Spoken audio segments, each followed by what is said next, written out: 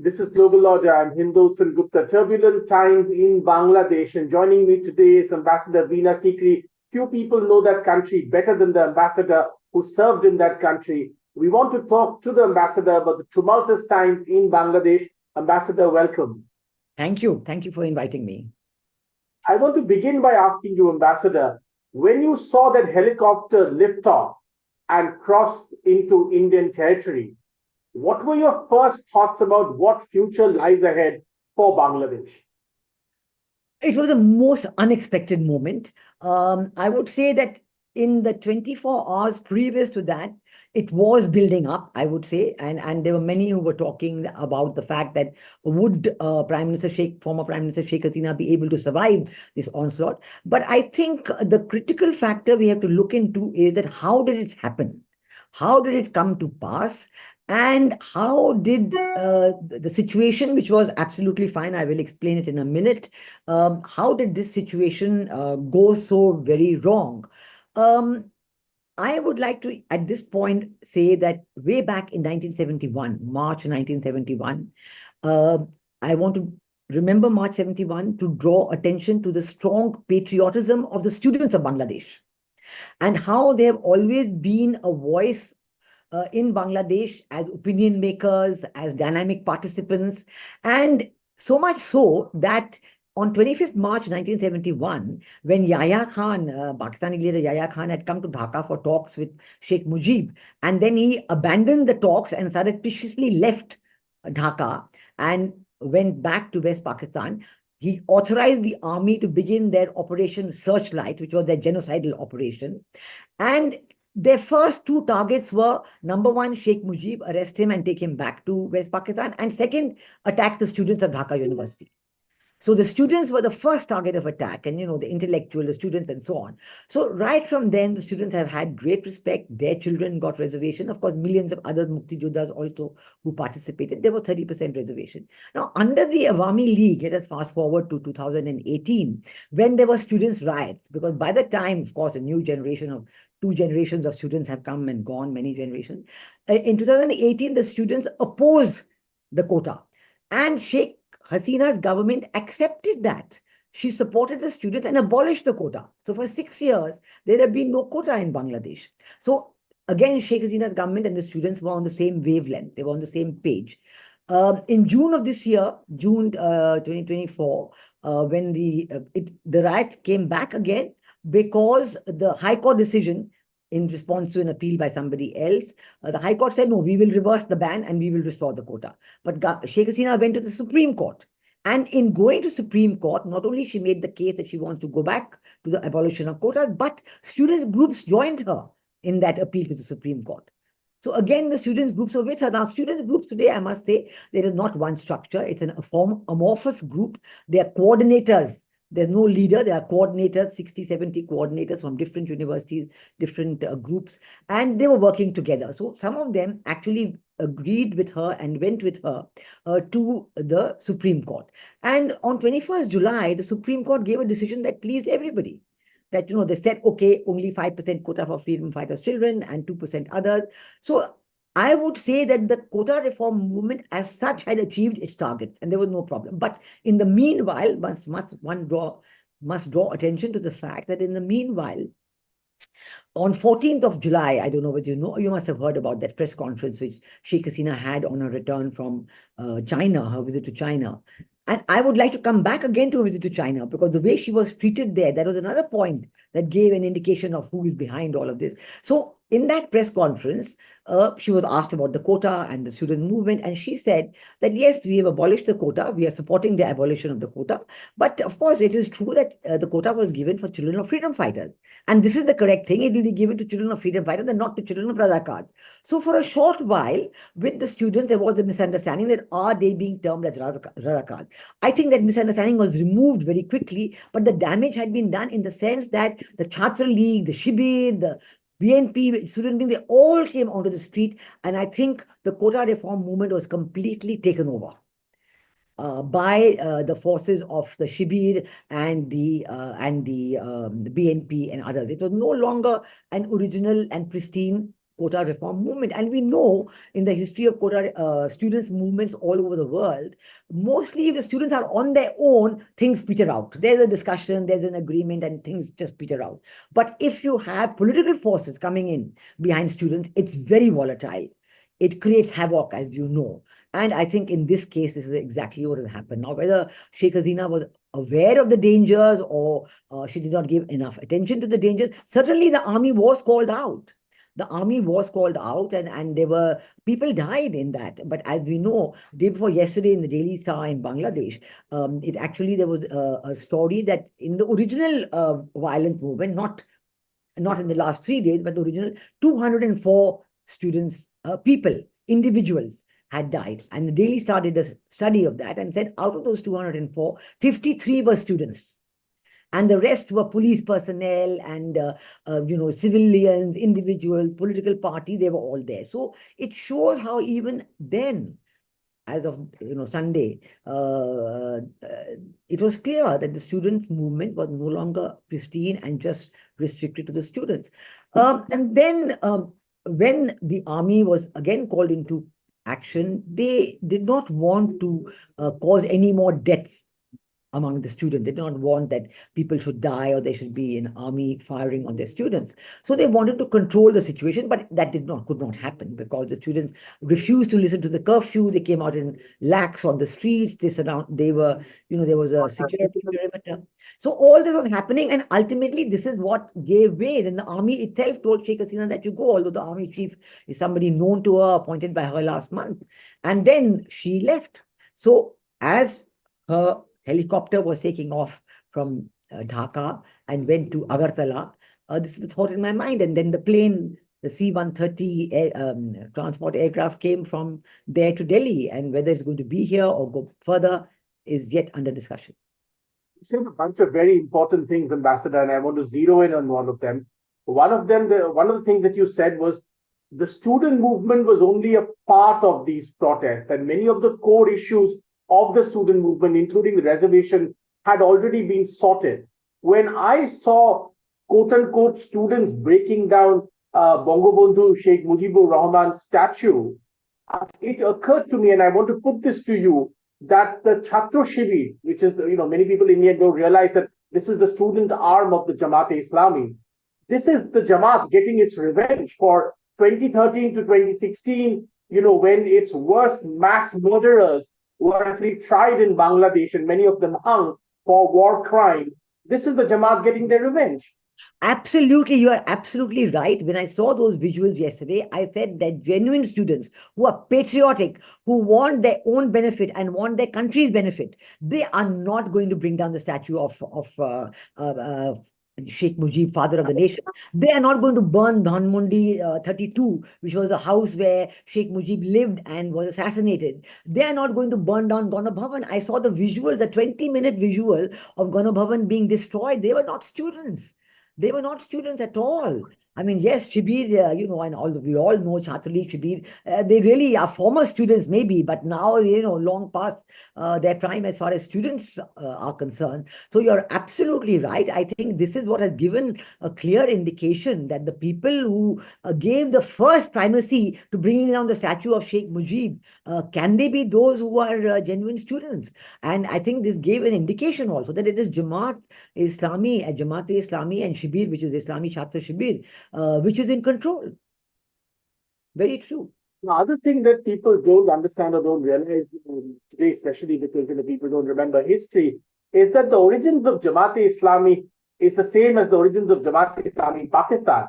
This is the group that opposed the liberation of Bangladesh.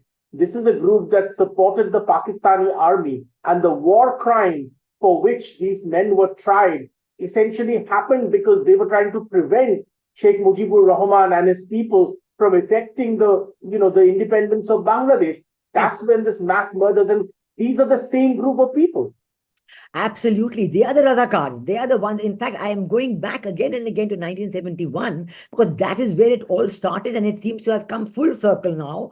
And this is something that the Jamaat-e-Islami must have been waiting for 53 years. And yes, you're right. The Jamaat-e-Islami was created by Maududi and it is all across the subcontinent. And certainly it is the Jamaat-e-Islami Pakistan that has kept in closest touch with the Jamaat-e-Islami Bangladesh. They have had the closest contacts right through. There's been no let up in the contacts and the planning and the other closeness between the two Jamaat-e-Islami. So I think this itself, when you see that fact and you see the fact that it is the Islami Chhatra Shibir individuals who were bringing down the statue of Sheikh Mujib and vandalizing his home, burning his home, precious home with all those memorabilia and artifacts in Dhanmondi 32. I think that yes, one knows who is doing it, and that is the message to the world that what has happened in Bangladesh is being caused by these people. So I think this is what we have to take into account when we look ahead. Who is behind it? And when I spoke about China, when Prime Minister Sheikh Hasina, former Prime Minister Sheikh Hasina, went to China earlier in July, as we know, she had a very strange experience there. And contrary to China always saying that Bangladesh is our best friend and we'll do projects together, and Xi Jinping was in Dhaka in 2016 when Sheikh Hasina was prime minister and announced billions of dollars worth of projects. And of course, not very good implementation, but he had announced it. So obviously, Sheikh Hasina was counting on this visit to further that economic cooperation and announce new projects. And she was certainly looking forward to a close interaction and discussion with President Xi Jinping. But it didn't happen.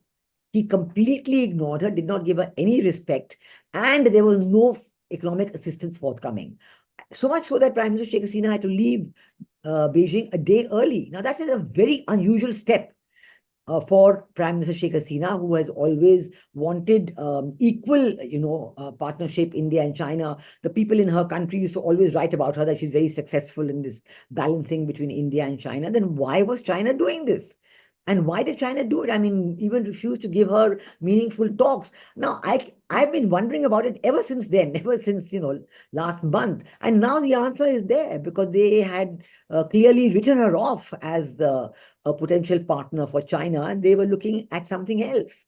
And I think this itself is a major indication of what is happening there in Bangladesh, or what happened and who was supporting it. I'm really glad you mentioned this in such detail, because that brings me to my next couple of questions, which I found really odd and I want to put to you. One, of course, is that, when Muhammad Yunus was asked that, who are the people behind this? And China was mentioned, he immediately very hopefully said, no, no, no, China cannot absolutely be behind this. This is actually, we all feel it's all India's fault. India has always backed Sheikh Hasina. That I found extremely strange. The other thing that seems very curious is there has been a drumbeat, Ambassador, that Sheikh Hasina is authoritarian for many months now, especially in the West.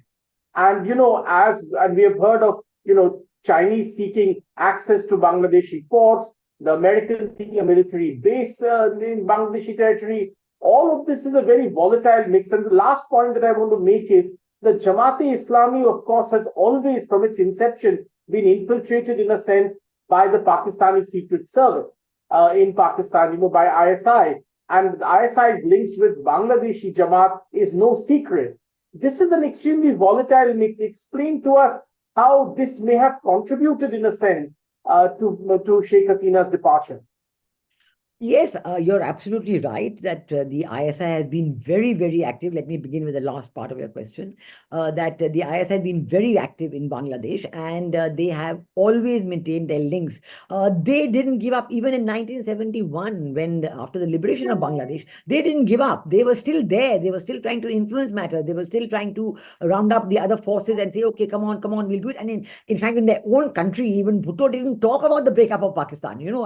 They pretended even in their books that it had never actually happened, and even Sheikh Mujib has written that when he met Bhutto, just before he left Pakistan for London and then for Delhi. Even then, Bhutto was talking, yes, yes, forget the past. Let's have a confederation. Let's have a federation. Let's get together. So they just pretend it didn't happen. So it shows that they were very much involved. All the time they were involved. And I think the Pakistani-China nexus grows out of that. And I think that this is very, very clear.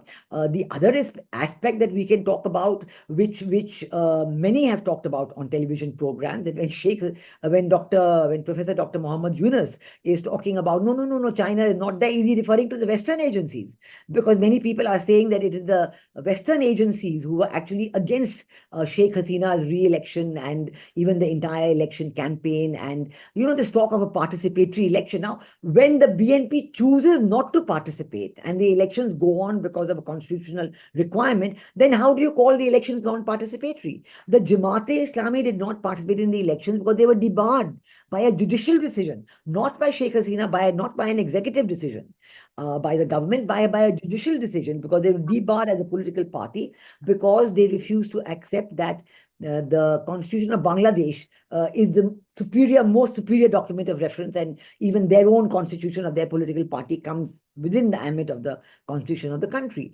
So I think that this is something to be clearly recognized. Who was behind it? I think this will be pieced together. Yes, you're right. All these demands were there. For the Rohingyas, give them something, let them have the land. For somebody wanted an island, somebody wanted, a Christian part of the country to be brought together. All kinds of pressure because of Bangladesh's geopolitical strength, the geopolitical position, locationing of Bangladesh is very significant. And now with the focus on the Indo-Pacific, on the maritime aspects, Bangladesh has a very, very big role to play, because in the maritime situation of the Indo-Pacific, Bangladesh is an important player. The Bay of Bengal is one of the largest fishing regions in the world. Oil exploration, resources of the seas is a huge importance. And Bangladesh itself, under Sheikh Hasina, had actually issued a very positive maritime outlook, Indo-Pacific outlook, and it was a good document. And even recently, when she was in India at the end of June, she had committed to working further on the maritime issues with India in the Indo-Pacific. Now, all these would have possibly contributed to China taking this strong stand. And we already had the position of many governments in the West. We do know of it is coming so widely in the media in Bangladesh on the eve of the elections that it is very well known that they were opposing her having elections, her continuation, everything. So yes, everybody was against her. Now, when you talk about the question of authoritarianism and dictatorship within the country, now, anti-incumbency is always there. She is now in her fifth, she was, as of yesterday, in her fifth term overall and fourth consecutive term. So, you have somebody who's been at the helm of affairs for 20 years. That's a very long time. And certainly there would be anti-incumbency. Within our own party, there would have been, people, we don't like it this way, we don't like it. It's there, it's inevitable. Maybe if the anti-incumbency, or maybe if the situation of being in power for so long gives you a place where you do not know what is happening, I don't think so. I think she would have known, but she would have been very confident, especially because the army, she thought, was on her side, with the chief of army staff from her family appointed just a month or so ago, 6 to 8 weeks ago. So, it was a situation where she imagined that nothing could go wrong. The thing that, of course, stares us in the face is what happens next. In many people's opinions, including mine, this is a bit of a very nasty pincher attack on India. Our northern and western borders are already aflame. You can see what's happening in Jammu every other day. Of course, we have the lingering problem with China that's unresolved. And now, of course, already the eastern borders were aflame with Manipur and all the other issues from Myanmar. And now Bangladesh also has been thrown into an extremely volatile mix. The Bay of Bengal, which is really India's backwaters in many ways, that's also now a big question mark. Explain to us how you see this extremely volatile scenario from an Indian vantage point. For India, this is a matter of great concern. You do know Prime Minister Modi's neighborhood first foreign policy. This shows that our focus is on the neighborhood. We want a neighborhood that is stable, that is democratic, and that continues with economic prosperity and development, because unless you have continued economic growth, you're going to have problems. So these three are the important elements. And in developing the relationship with our neighbors, we believe in mutual respect, in mutual benefit, and creating the understanding and trust, which will carry things through. So yes, with Sheikh Hasina, we had very much a very good mutually beneficial relationship. Every aspect of the relationship was benefiting the Bangladesh economy, whether it is connectivity, whether it is the friendship pipeline, which brought petroleum products from the Maligarh to the north of Bengal or Bangladesh, whether development of the ports, development of the connectivity from Mongla port right up to the northeast to Zakiganj and so on. These were agreed projects, mutually beneficial, and all the businesses, the connectivity, the entire logistics business was being handled by Bangladesh companies. So it was going directly into the Bangladesh economy, the Agartala-Akhora link, and from Akhora, you can go on straight to Chittagong port. So it would have cut short a lot of time for Indian goods to reach the ocean and to go to Chennai or to other parts of India. That's very good. Our hope is that these projects will continue. And certainly in that sense, we want always to be in touch. We always are, whether it is Myanmar, whether it is Bangladesh, be in touch with the power of the day in that country and find out what their interests are, what their programs are, and build linkages. Certainly we will do that. But the concern about the impact on India is very real. As you know, 24 or 48 hours ago, we declared a curfew on our side for a 200-meter zone right along the 4,000-kilometer stretch of the land border with Bangladesh. We have declared a curfew because we are scared about the problem spilling over into India. And, I'm sure the BSF, the Border Security Force, is, at the highest alert and very aware of the situation and wanting to keep it peaceful and within control. So it is something that India itself is evaluating. What is going to happen now? Who is going to take power? Is the army going to be there? Is it going to be like 2007-8, where there was an army-backed caretaker government for 2 years? And they didn't stay on only because they were told that you will not be able to take part in the peacekeeping operations if you stay on any longer. And the people of Bangladesh themselves wanted elections. They want democracy. They're keen on democracy. I mean, is the Jamaat-e-Islami interested in democracy? Have they been supporting democracy anywhere in the world? So, but the people of Bangladesh, I know the students, all of them are very interested in democracy. So, it's a situation which we are going to watch very carefully and see whether, how will it pan out? How do you match what Professor Dr. Muhammad Yunus is saying and what the Jamaat-e-Islami is saying? Are they on the same page? But there's talk that Professor Dr. Muhammad Yunus may be heading the interim government, or maybe he may be chief advisor to the interim government. There seems to be some kind of a tussle within on this matter.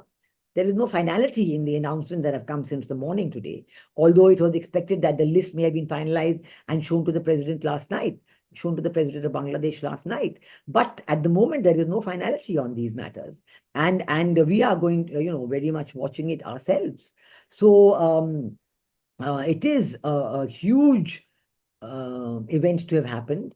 It is a huge volcano. I don't know what other word to use. But will it come under control? Will it be in the benefit of the people of Bangladesh? Will it be something that the people of Bangladesh want? Because since the morning, I've also got first-hand reports about the burning of Hindu homes, about people being shot dead in the villages and towns from the Awami League intellectuals, from the minority communities, and then the bodies are hung up on trees, very much like what used to happen when I was there in 2003, 2006, and the Jamaat-e-Mujahideen Bangladesh, the JMB, was very active. And they would do this, and they would do this, and they would, people, if they didn't listen to them, they would put loudspeakers to broadcast the dying screams of the person who was being, tortured to death, and put on it. It was cruel. And at that time, the Jamaat-e-Islami, which was a part of the BNP government, denied it all. Until the leader of the JMBs was found in a safe house of the Bangladesh intelligence forces. Till that point, they were denying it's a figment of the imagination. There's no such thing as JMB. So all this we remember, all this we know, we have lived through all of that. So what is the impact on that? There are a large number of illegal immigrants from Bangladesh and India. That's a matter of concern. That has always been a matter of concern. So these are all these issues which are there.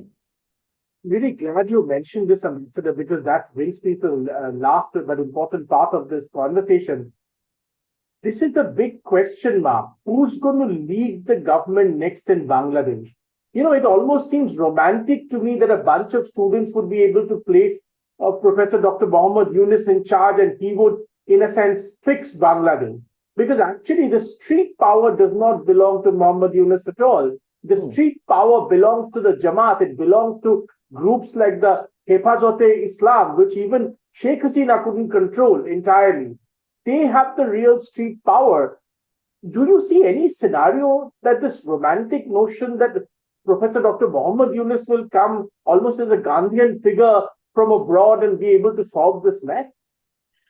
Uh, you must know that this romantic notion has been tried before and it failed miserably because in 2007 and 8, when I was talking about the army-backed caretaker government, the first inclination, and this again brought in the influence of the West, because they were the ones who put him in charge and said, now he will be the head, he will have his own political party, and he will be the next great political figure, maybe as a replacement for both Sheikh Hasina. And that was the -2 formula. You change Sheikh Hasina, you change Begum Khalda Zia, you have the -2 formula, and you bring in Professor Dr. Muhammad Yunus was supposed to be that person, but it didn't work, because he had no connectivity with the grassroots level. He had no support at the grassroots level. He tried to use email and so on. There was not even, social media was not even then so prominent at that time. But it didn't work. And there was no resonance at all for what Muhammad Yunus was trying to do. And then he gave up. Within 3 months, he gave up and said, no, I'm out of it. So now if he's coming back again, on what basis? So this is the whole, again, is it again the West wanting to put him there? And is he going to be on the same page as the Shibir, as the Jamaat-e-Islami? When you talked about the grassroots organization, there are two grassroots cadre-based organizations in Bangladesh. One is the Jamaat-e-Islami and the other is the Awami League. There's no other party which has cadre-based grassroots organizational strength and capacity except these two. So I think, in my mind, another very important question is what will happen to the Awami League grassroots cadre? Will they strengthen? Will they recoup? Will they stay together? These are big questions. So I think we have to wait and see. And of course, Sheikh Hasina's own reaching out. Her son may have said that my mother will not do any more politics, but her own leadership, her own reaching out to the Awami League cadre will be very important. Let's talk finally about the Hindus of Bangladesh, Ambassador, which you mentioned. In India these days, there's almost a denialism that is spreading or is being propagated about the violence that Hindus face in Bangladesh. I'm really glad and thankful that you have mentioned your own personal experience and representing India in Bangladesh when you actually saw all of this. This has been happening once again. Hindu councillors have been shot dead. The Kali temples have been attacked. ISKCON has been attacked again in Bangladesh. Talk to us a little bit about your understanding of how safe Hindus are at the moment in Bangladesh. This is a moot point. Whether they are safe at all is a moot point. I do know that it is a recognition that the reality of attacks on Hindus is a fact. Even the army in Bangladesh has recognized it. And as of this morning, they've actually put out some numbers, some telephone numbers, and saying, if you're under a threat, any other monitor under threat, please call this number and we will help you. So obviously, they know the problem exists. And they are trying to minimize it, they're trying to control it. But whether it comes under control, as I said, the cadre is there at the grassroots level. And in the grassroots level today, you have the Awami League cadre. I don't know whether they are recouping, whether they are, but certainly all their local leaders are facing their houses being vandalized and burnt, and a lot of destruction of property. I believe the defense minister himself, his house too. Yeah, there's been, the senior ministers have been very much under attack. I mean, there's no formal as such a person. It was always the prime minister who was the formal defense minister herself. But the point is that the Awami League is under attack. The BNP is going around, there is a very urban-based cadre, but whatever it is, they're going around saying that Tariq Rahman is coming back, Tariq Rahman is coming back. That is their plea. Of course, it is true that yesterday, Begum Khalda Zia, former Prime Minister, who is actually not under arrest. She's at home. She's under kind of confined to her home, and she's very ill and very elderly now. But she's been released so that she'll be free to go wherever she wants. But there's pressure on Tariq Rahman, who's been in London for now more than for close to 15 years, and they're saying he's coming back. But there's no decision on that. I know that I did get a feedback that there was no agreement on that. So is that showing that the Jamaat-e-Islami is fully in control? So, all these questions, there are more questions than answers at this point in time, but it is certainly an issue that will be watched very, very carefully. And we hope that Bangladesh stabilizes, comes to have a government that everybody can support, and that democracy will go back to growing in Bangladesh. Dr. Veena Sikri, thanks very much indeed for this very detailed and astute explanation deriving from your personal experiences in Bangladesh about the situation in Bangladesh and its impact on India. I'm sure we will return many more times to discuss this with you as the days go by and more, there's more, real revelation, as it were, of what the situation in Bangladesh is really turning out to be. Thanks very much, Ambassador, for your time. Thank you. Thank you very much. Great pleasure to talk to you. Thank you. Thank you. Great pleasure, Ambassador. Thank you. Bye-bye.